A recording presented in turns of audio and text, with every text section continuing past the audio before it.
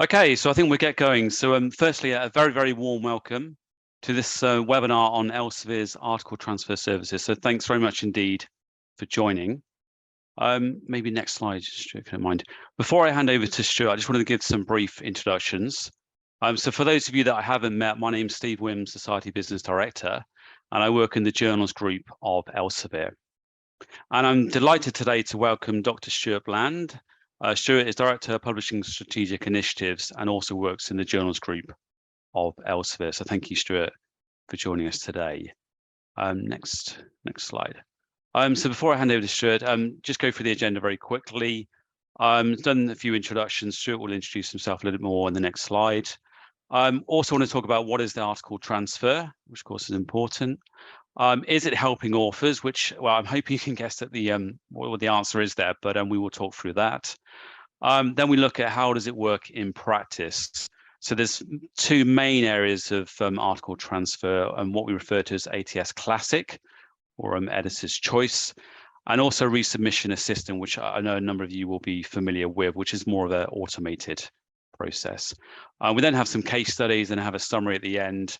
And what we'd like to do is ask for you to ask any questions as we go through using the chat function. So you're won't be able to speak, they will be muted, the line, but what we would ask and encourage you to do is if you can ask questions using the chat function of Zoom. And what I would do is I will come back later on and pick up those questions. And finally, this session is being recorded, and what we would do is we will create a nice Societies Update article that we will send out afterwards, so you'll be able to view this session afterwards. So with that, Stuart, over to you. Super. Thanks so much, Steve, for that introduction, and thanks everyone for joining today and giving me the opportunity to talk to you all. So as Steve says, I'm in the journals group as well at Elsevier. I've been with Elsevier about 13 years. I originally started in editorial. I was the editor-in-chief of a journal in material science.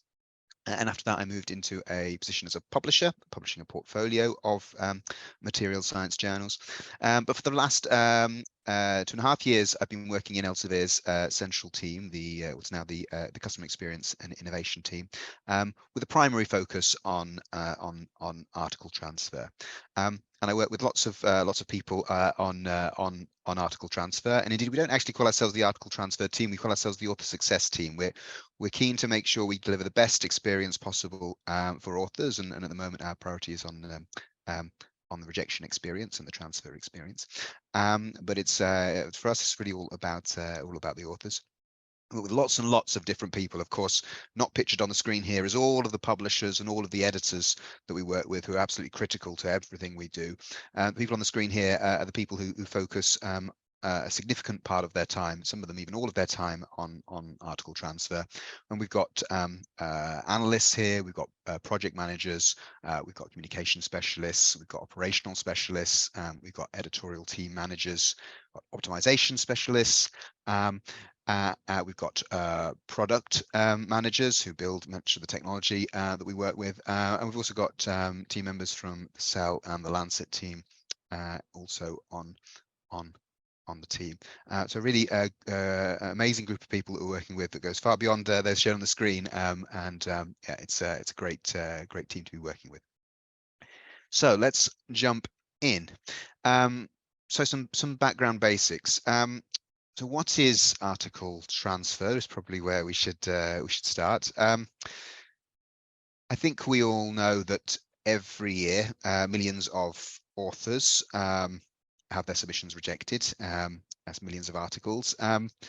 Many of those articles hold value, and we can see through analysing what happens to some of those articles that approximately half of them actually go on to be published in another journal, sometimes quickly, sometimes after a significant delay. We know that submitting to a new journal adds to that delay and is requiring extra effort from multiple parties.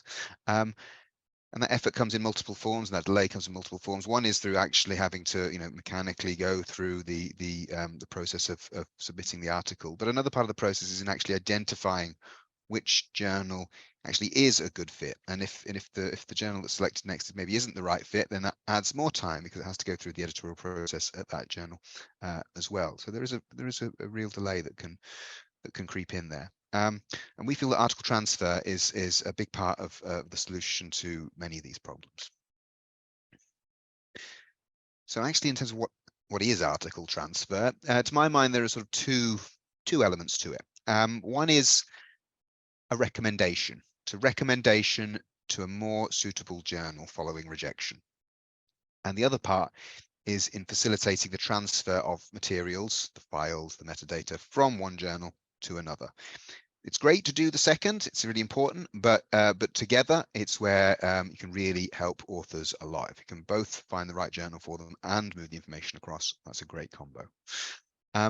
If we can do that successfully, then it helps the authors find the right journal for their manuscript quickly and easily. It saves them time and saves them effort.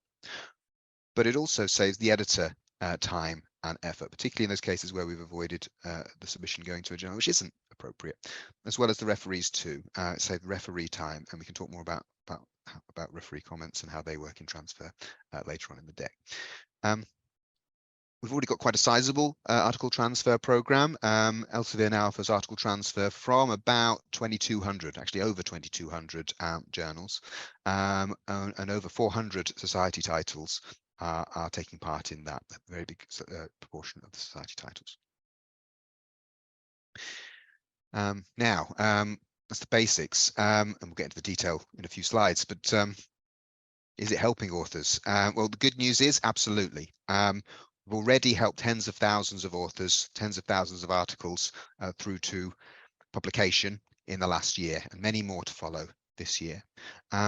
We can see by looking at the data that articles that receive a transfer offer are 1.5 times more likely to achieve publication in a journal published by Elsevier than those that didn't.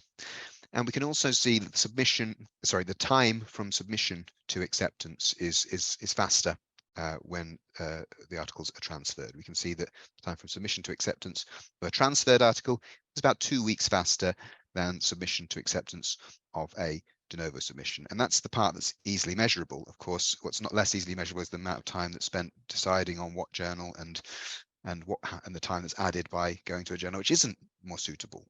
The saving there is much greater, but more difficult to measure. We also see that authors return with future submissions. And we see that's not just the case for when transfer has been successful, but even when a transfer recommendation hasn't helped, the author either didn't feel that was right for them, or they did feel it was right for them, but it ultimately didn't result in acceptance for whatever reason, that authors are still keen to return with the same frequency. And it's not just helping authors. We can also see that it helps the journals and the editors themselves. We can see that journals, for those journals that are taking part, that the transfer, particularly the receiving journal end, the transfer represents an important content stream for many new journals, but also for many established journals. It's a really important content stream. And that again includes society end titles. And so what we see is that the ability to transfer articles is becoming hugely important, more and more important to authors, and is really helping build and strengthen the community that the journals serve, and helping grow loyalty within that author or reader or member base. We've included a few sort of quotes that were on the slide there. So we sometimes receive sort of feedback via surveys we send out, or just by directly replying to some of the transfer offers themselves, or the acceptances that resulted from those transfer offers. Collected a few of them together. You can see that people say, there's some thank yous. There's thank you for the appropriate transfer offers options. There's people saying thanks that it was a smooth, hassle-free process with good support, that the offer was able to correctly identify the right journals, and that resulted in publication, that it really sped up the process. Towards the bottom there, you can see some feedback around the author being repeatedly rejected over a period of 9 months, and they really were not sure how to proceed, and they're very grateful for the recommendation that's then being given. But my favorite is the one at the bottom, and I don't know if that bottom comment, if it's a comment that came from an author who decided to transfer or didn't decide to transfer, or whether or not it ultimately transferred and was accepted or not. but what we can see is that it's an author who just comments that it was the best rejection letter that they've received. They were just really happy with although the rejection experience is never what an author is hoping for, that they're really pleased with that letter, that it was the best experience they've had. So some great feedback there. Okay, and we're going to start to dig in.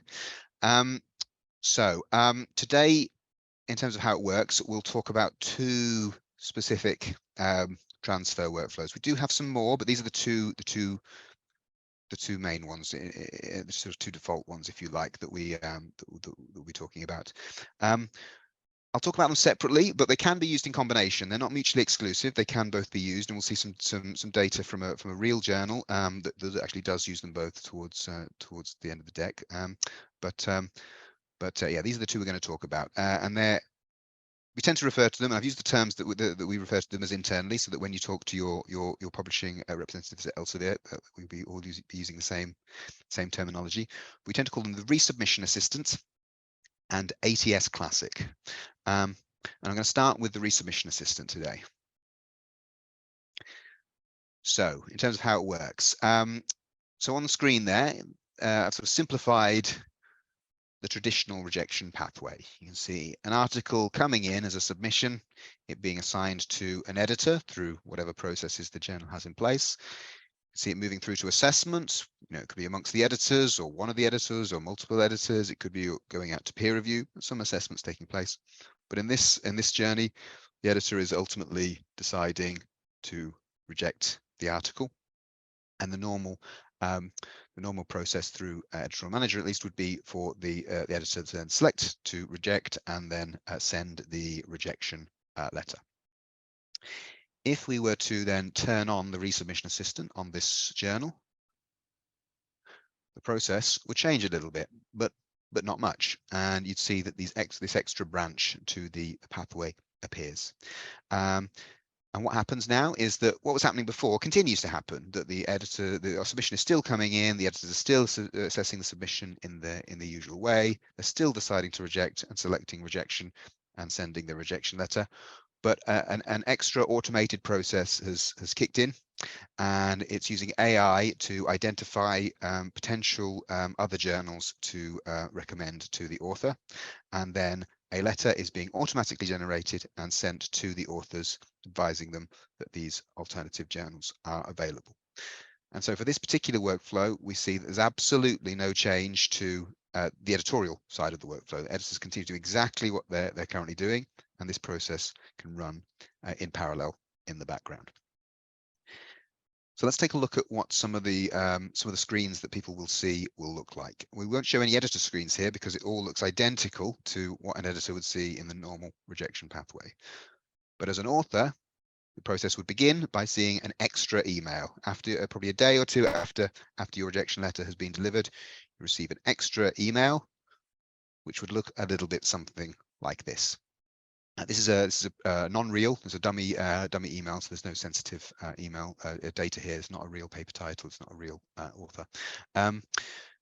You can see that the email is acknowledging that the manuscript was recently rejected, and is saying that there are some alternative journals available, and that we can facilitate the transfer of articles to those journals, or one of those journals if the author selects it, if the author would like.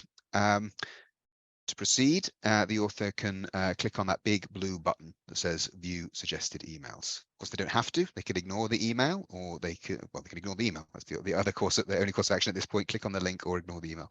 And if they ignore it, there'll be some reminders, but otherwise the author can decide how to proceed on their own. But if they do click on the big blue button that says View Suggested Journals, it'll link them through to a web page, and again, this is all dummy sites. There's no sensitive information here, where other journals that have been recommended by the AI algorithm will be presented. They'll see the journal covers, the titles, the impact factors and site scores and acceptance rates and time to first decision metrics, information on whether it's open access or subscription. There'll be some links to things like the aims and scope and things like that.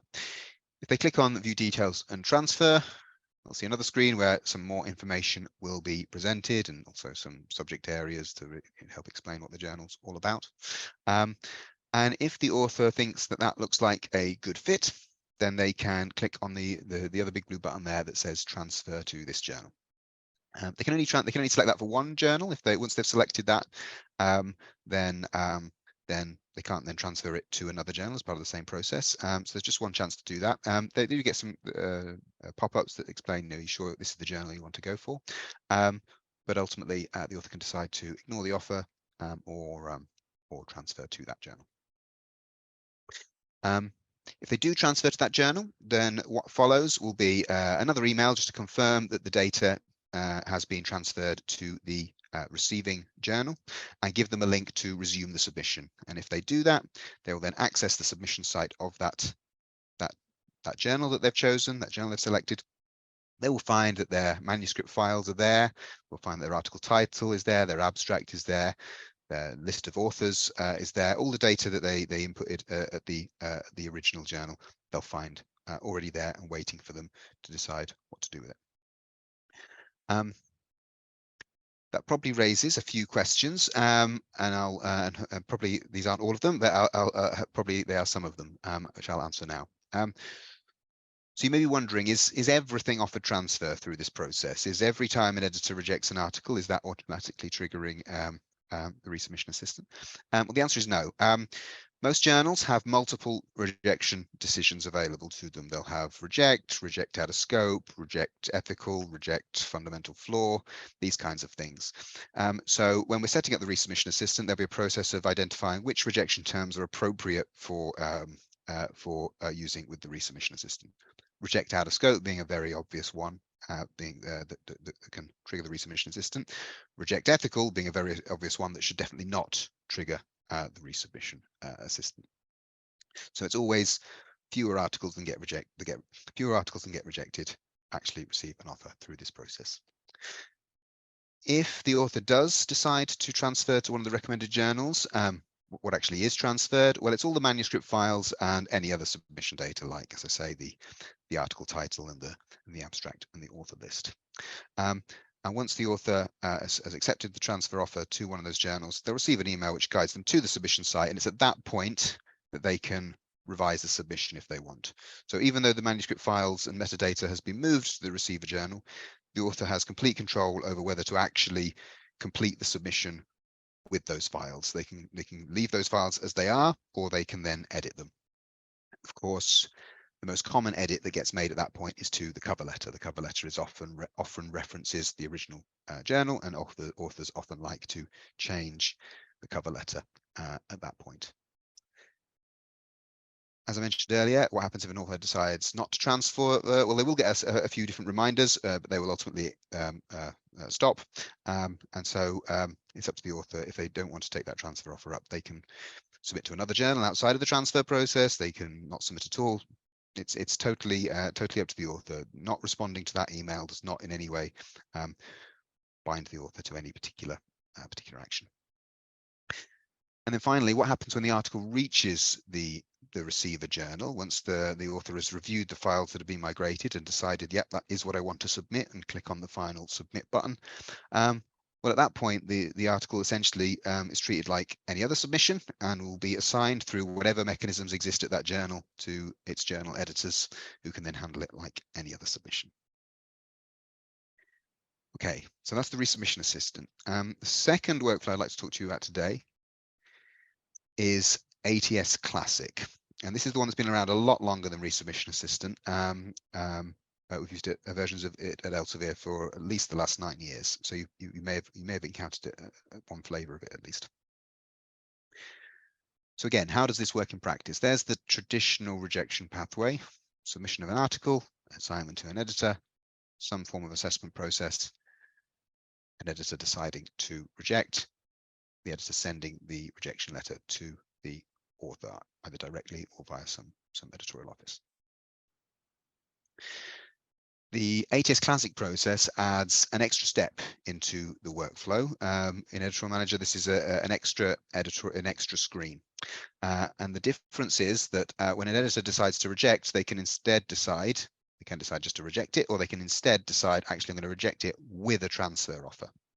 And if they do that, they'll be presented with an extra screen where they can select which journals to recommend, and then they will send out a combined reject and transfer offer as one singular email from the editor of the journal. In terms of what that looks like in practice, so at the top of the screen there, you can see the normal screen within EM, where Editorial Manager, where an editor would usually click reject. They can select the rejection decision. They can still do that, again, if it's an ethical rejection or fundamentally flawed rejection or any other type of rejection which shouldn't receive a transfer offer. It should just receive a flat reject. But if they feel it could benefit from transfer, then instead of selecting the reject decision, they can select the reject and transfer decision term. There are a few different names for this in practice. The most common are transfer pre-review, transfer post-review, or reject and transfer offer. There's a few different terms we use, but they all amount to the same thing. Once the editor selected that alternative decision term and proceeded, they'll be presented with an extra screen, which will show a number of different potential receiver journals, and the editor can then select a number of them.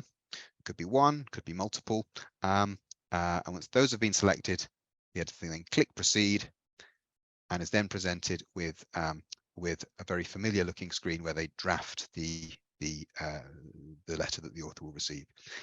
It'll already contain the template for the reject and transfer offer, so it will already contain reference to the transfer process and how it works and links to the researcher support pages which explain this.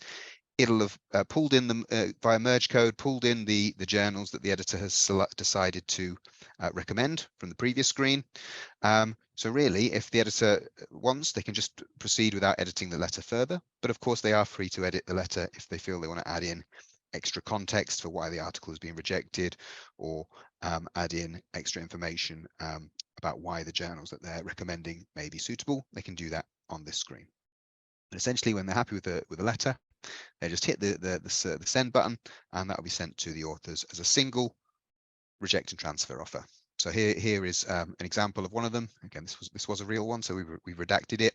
There's no sensitive information here, and you can see it's very standard sort of desk rejection letter. It contains sort of explanation that the paper has been rejected, and then offers transfer, in this case, to the journal Helion. In this case, the editor has put in a bit of extra text to explain what Helion is and why they think it's a suitable journal. But that's completely optional for the editor. There's a link there for the author to decide if they want to accept that transfer or not. Here it's been redacted out by those asterisks. If the author would like to take up that transfer offer, they can click on that link and select which of the journals they've been offered to transfer to. And they can only select one or none. In this case, there was only one that was offered. It was only Helion that was offered, so they can either select Helion and submit, or they can select do not transfer and submit, or again, they can completely ignore it. And again, if they ignore it, they'll get some reminders, but ultimately it will expire. If they decide to transfer it to Helion, again, they will receive an email confirming that their information has been migrated and linking them across to the Helion site, where they will find all of their information has been migrated. They can edit it, change it as they need before finally completing the submission and sending it to the Helion editors. Again, this may raise some questions, and some of those questions may be similar and have the exact same answers to the other workflow, and I've graded those ones out so we don't spend too much time on them today. But there are a couple of differences. You may be wondering, which journals can be selected by the editor at that point. It's not every journal that is an editorial manager, or indeed every journal that's published by Elsevier. It's only journals which have been connected together. So it's usually a list of a dozen or so that have been identified as being, under different scenarios, may be appropriate for use in that particular scenario. And what is transferred if the authors agree to transfer? Well, the same information again, the manuscript files and the other submission data, but in this route, it also transfers the referee comments as well. If it's been peer reviewed, of course. If it's not been peer reviewed, of course, there are no comments. The other answers are the same. Can the author revise the submission before completing it? Absolutely. What happens if the author doesn't decide to accept the transfer offer? They'll get some reminders, but ultimately it will expire. And what happens when the article reaches the receiving journal? Well, it'll be handled like any other submission and assigned to the journal editors for handling. Okie dokes. So I've got a few just quick examples just to show you some real journals, real society journals that are using some of these different workflows. On the screen to start with, we can see a journal which is using the resubmission assistant workflow and just the resubmission assistant workflow. And you can see that prior to November, the journal wasn't engaged in any article transfer activity at all, and editors were rejecting a number of manuscripts every month.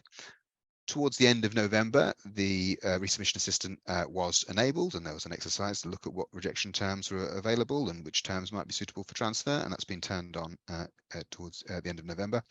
And you can see that from end of November into December, every month, no change to the editorial workflow, but there are now transfer offers being created by the resubmission assistant. And you can now see that some of those articles, some of those offers are now resulting in accepted articles. And you can see there's a bit of a time lag. See that the offers made in November, December don't instantly result in published articles, of course. There's a peer review process which is taking place, and perhaps the author is revising some of the files. So there's a bit of a delay, but you can see that they're now starting to come through into accepted articles from February onwards. A few in February, a few more in March. I'll probably continue to see that increase as time goes on. Here we can see another journal, again, another society journal, where it's using the ATS Classic workflow.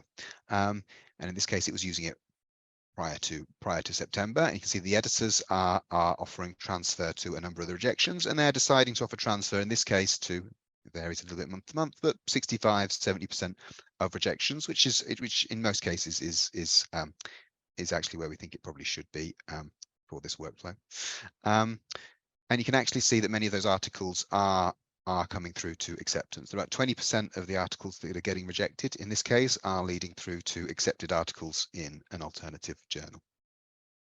And it's at this point you can probably gather, and although I've not said it explicitly, but I will say it explicitly now, you can start to see some of the differences between the workflows. In terms of which workflow tends to be more successful, well, it is ATS Classic. It is the workflow where the editors are making the decision on which journals to recommend. That is more successful than the AI algorithm, and it is the sort of what we'd recommend in all instances, that it is the most successful workflow.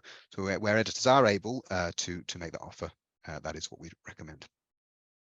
But of course, sometimes there are reasons why editors can't make those offers. And if they can't do it for all the papers that perhaps should get a transfer, then maybe you can do it for some of them. And in those cases, resubmission assistant can fill in the gaps.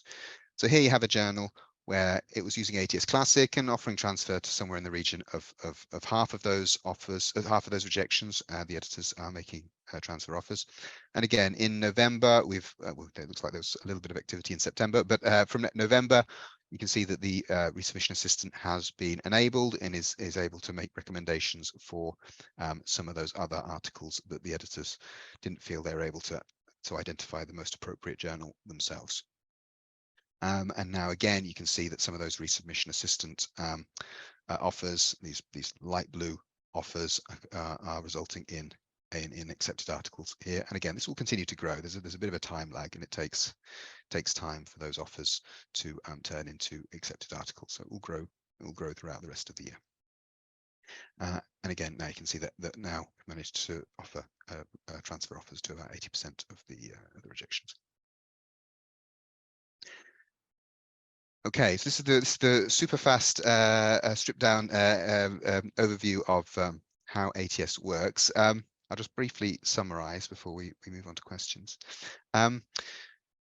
So what we can say is that the service, the article transfer service, has already helped tens of thousands of authors through to publication, to and from many society journals, including proprietary journals. The author response has been really positive. We're helping find the best home for their paper, reduce effort spent on resubmissions, and able to really speed up the process. We've seen from the data that if articles that receive a transfer offer are 1.5 times more likely to achieve publication in a journal published by Elsevier. And we can also see that the process is faster, that from submission to acceptance of a transferred article, it's about 2 weeks faster than for a de novo submission. The process is also easy for editors. You know, if you use Resubmission Assistant, then there's absolutely nothing that an editor needs to do. But if you use the ATS Classic route, then editors will experience an extra EM screen and have to think about which article is suited to which journal. But it's a relatively light process. And what we've also seen is that transfers can help build and strengthen the community that the journal serves. And perhaps this is the most important one to pause on. This is really about building, a great service for authors, building that loyalty, and through that you can really develop some important content streams for journals by delivering the best outcome for authors, which is ultimately what this is about. There's many things we haven't discussed about today. We've not talked about other transfer workflows. There are some other workflows we use and different variants of workflows that we use. But we've not covered those. We've focused on these two core workflows. We've not talked about what we would call enhanced offers. You know, whether or not it's possible to guarantee that any type of outcome will happen if the author transfers to a specific journal, i.e., could we ever provide conditional acceptance or guarantee that if a transfer is made that peer review will occur? I mean, the short answer is yes. There are instances where we do this, where there's alignment and agreement between the two journals. There are instances where this can happen, but probably too much to get into exactly how that works today. We've not talked about how to make the best transfer offers. We've got a lot of experience now in really what transfer offers are most likely to be the most helpful to authors, and which aren't, and we can provide guidance on that. But again, exactly what that is, we've not had time to really dig into today, but it's something that we can follow up with offline if anyone's interested in how to make sure that the offers that are made are the most appropriate. And we've not really talked about how to make sure that you're able to receive great transfers. And again, this is something we should probably talk about further for those that are interested in getting involved in article transfer. But as I say, transfers can be a really important content stream for journals, and more journals being able to receive articles means more choice and a better experience for authors. So so getting involved at the receiver end is also absolutely a great way to help authors. If you've got any questions beyond today, I definitely recommend getting in touch with your publishing representative, your publisher, who'll be able to talk to you more about some of these topics. They'll be very familiar with the terms Resubmission Assistant and ATS Classic, so they'll be able to answer your questions, and they may come back to me if they're not able to in the first instance. You might also want to take a look at an article that we've had online from the end of last year, which talks about more about how the article transfer service works, and there's another case study in there from another society journal. We can share that link so you can access that article if you're interested in reading more.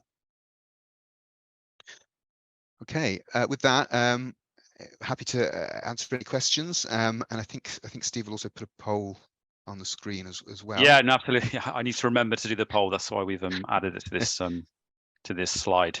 Great, thanks very much, Stuart. Now, I think one thing that always strikes me is how I know some societies, some journal editors are concerned about adding an extra layer to the editorial workflow. And I think what strikes me is really how simple it is by adding one simple question to Editorial Manager to actually set up the article transfers. So I think that's great. So as mentioned earlier, if you have any questions, then feed those through. If not, I've had some submitted in advance, so maybe I should ask those first, Stuart. And yeah, please do use the chat function to ask any additional questions. So one of the questions was regarding the role of AI in future, and how you expect the kind of transfer process to evolve over time. It's a super question. And this is timely at a time with the these large language models and AI being in the news quite a lot. So I think it's going to become increasingly important at the moment. At the moment, as I say, the most successful route is for transfers is these editor-led transfers, but it'd be interesting to see if that evolves, because we've had quite a rapid growth in the success of the AI route over the last 18 months, and if that trajectory continues, then I mean it would be amazing and could really change how things work. But I mean, we're getting a bit speculative, but I think clearly there's more we can do, and that includes looking at what other signals to use. The primary signal that's being used in the algorithm at the moment is around the content. It's looking at the words and phrases that are used in the article and in the published works of those journals. But there's other signals that we could also look at using, and how those are weighted and is something that is under constant review. And this is something that will help the algorithm learn a bit more. So as you can probably gather, I'm no computer science expert, but I think if the trajectory that we've been going on continues, then it's only going to get more important. I don't think AI is going to get less important in our transfer solutions. Yeah. Okay. Excellent. Makes sense. And we've had a question through. Why are reviews not portable using the resubmission assistant workflow? So thanks for that question. Good question. So it's a work in progress. So the short answer is the resubmission assistant is sort of built on top of EM. It's not part of EM. So it has to interact with EM in various ways. And at the moment, it doesn't do the reviewer comment transfer, but it is on the roadmap as something we're trying to integrate. But right now, it doesn't do it. But the intention is to introduce that. Yeah. Okay. Good. Another question: pending transfers remain in the all submissions with editor's decision folder, clustering up the folder of otherwise actionable to-dos. Is there a way to remove or hide pending transfers from that folder? They are also visible in the pending transfers folder. A technical question. Technical one, yeah. I mean, so it's one we can probably take offline to get into specific solutions for it. And it varies a little bit from journal to journal, but there is this folder where pending transfers sort of appear in most workflows. And again, I don't know the specifics of the particular journal. In most workflows, that folder can essentially be ignored. That it's sort of there for information, but you don't access it. But I appreciate in some instances there are reasons that it needs to be accessed. So there are a couple of things that can be done, but they have some limitations. It is possible to hide that entirely and then return whatever articles that need to be retrieved from that folder, if there are any, through a saved search. So it is possible to suppress that and then replace it with something else.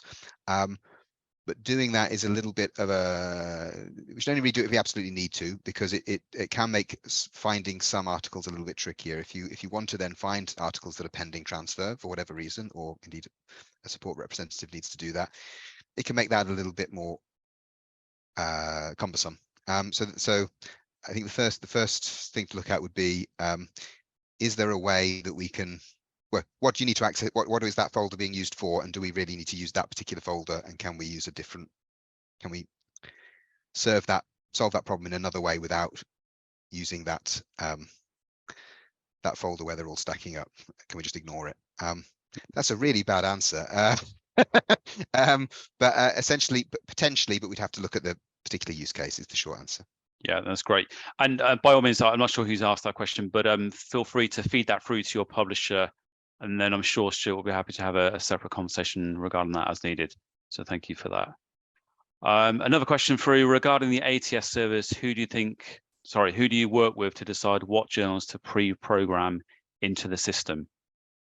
Good question there. Super question. So most of the journals that are there in the ATS Classic route at the moment are sort of legacy connections. They're connections that have come through discussions between the publisher and the editor, both on the journal offering transfer and also on the receiving journals, to see if everyone's agreement that there's potential for connection. That's the bulk of them. But we do so it's but when it comes to sort of new connections and changing those connections, that still happens. There'll still be those conversations, and I definitely recommend that people on the call discuss with their publishers where they think there is an opportunity, either as the feeding editor, feeding journal, or receiving journal. But we also do look at the data, and we use the we also look at a number of sources of data. So one source of data we look at is what we call form. We do an annual analysis called the fate of rejected manuscripts. So we look at what typically happens to articles that get rejected from one journal and see where they tend to end up, either through or outside of article transfer. And so where we see that articles from journal A are frequently ending up in journal B, that would be a connection that we'd say it seems like there's a good, that would be a good one to connect. We're also at the moment seeing what we can do with the resubmission assistant AI itself. You know, where is that typically recommending a connection to if it was enabled on a journal, and then seeing if that's something that we should connect. So those are the two ways we do it: it's through discussion, and then through looking at the fate of rejected manuscript and AI generated recommended connections. Great, thanks, Stuart. Thank you very much. Another question that came through actually was regarding, so we know some societies have multiple journals. How does ATS work for them? Is there anything specific to those journals that are part of a cluster, I guess, of society-owned titles that we publish? Mm-hmm. Yeah, so I mean, so in principle, they work in a very similar way to proprietary journals, or society journals where there aren't spin-off titles, and they can make recommendations to those titles. But the particular difference, or what is often a difference, is that they can have much closer relationships, and potentially the editors know each other and the criteria for publication between those journals a lot more clearly than they might do for other journals. And it's here where the nature of the author can move from more of a recommendation to more of an indication of what's actually going to happen. You know, is it going to go through peer review? Maybe there's even been some sort of pre-discussion or pre-agreement that can happen. Maybe it requires consultation at an article level.